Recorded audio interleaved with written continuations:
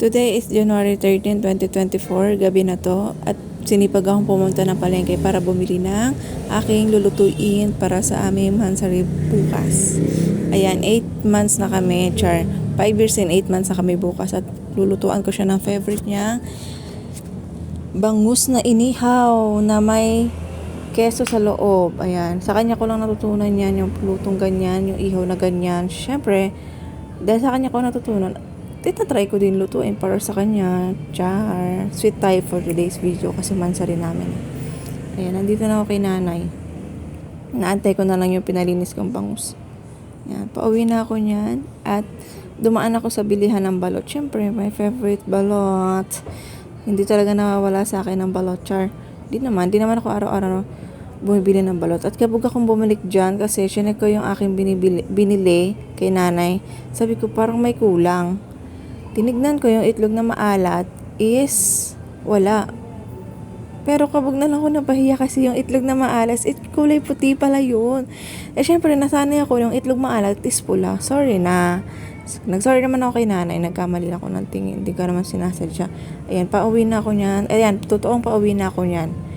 Gusto ko na mag-report nun kanina. Nakakaya kay nanay. At dumaan pa ako dito sa isa tindahan ni nanay sa baba namin. Kasi bumili rin ako ng bigas kasi inubusan na kami ng bigas. At ang sahod niya ay 15 pa. Syempre wala akong trabaho, sa bahay lang ako. Kaya ako yung nag-aasikaso sa bahay.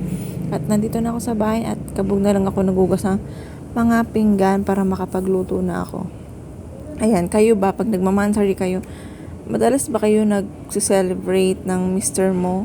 Or madalas ba nagluluto ka para sa kanya? Kasi ako madalas nagluluto ako para sa kanya. Ewan ko kung bakit. Nasanay na lang siguro ako. Simula kasi nag-start kami mansari, anniversary, pinaglulutuan ko talaga siya ng mga favorite niya. Siyempre, papakain ko rin sa kanya yung favorite niya. Ikaw ba? Kailan yung huli mong pinakain yan? Ay, joke lang, ti. O, iba na naman yung naisip mo. Huwag kang ganyan.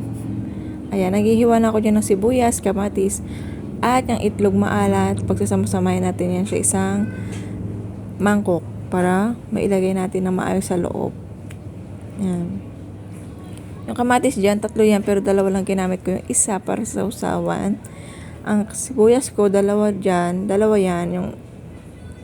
Pero magagamit ko naman lahat yan. Syempre, yung iba sa isda, sa loob ng isda. Tapos yung isa para sa sausawan din. Yan. Habang naghihiwa ko dyan, naiyak-iyak na ako dyan. Ikaw ba, kailan ka huling pinaiyak?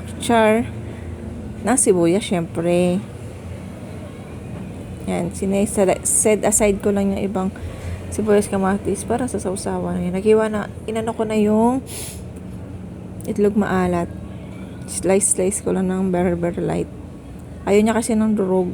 Gusto niya yung medyo buo-buo pa na makakain niya pag hinimay-himay niya yung isda mamaya.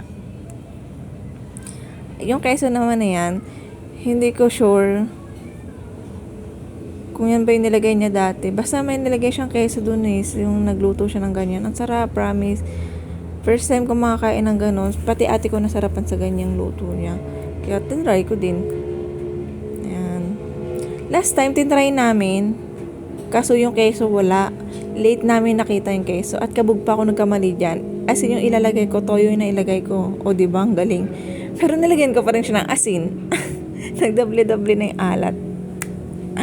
Pero masarap naman. Sabi ng asawa ko, nasarapan naman siya. Dahil alam niya magre-reklamo ako pag nagalit siya. Pag nagreklamo siya sa luto ko, siyempre ako maiinis din. Pinagsilbihan na nga kita, nagre-reklamo ka pa. Ano ka? Yan. Nilagay ko na sa loob para mas maayos at madali na ako matapos. Ang ginamit ko lang dyan na pangbalot is yung sinulid. Yan. Nakasalang na siya. Ayan. O, diba? Sinulid lang yung kanyang binalot sa katawan para hindi lumabas yung mga sibuyas, kamatis na inilagay ko sa loob. Ayan. Huwag nyo na po pansinin niyang nasa paligid ng aking pinaglulutuan na palistambo. Ayan. Sa labas kasi ako nagluto. Siyempre, kailangan naman sa loob. Binaliktad ko na siya at chinek kung luto na ba. Ayan.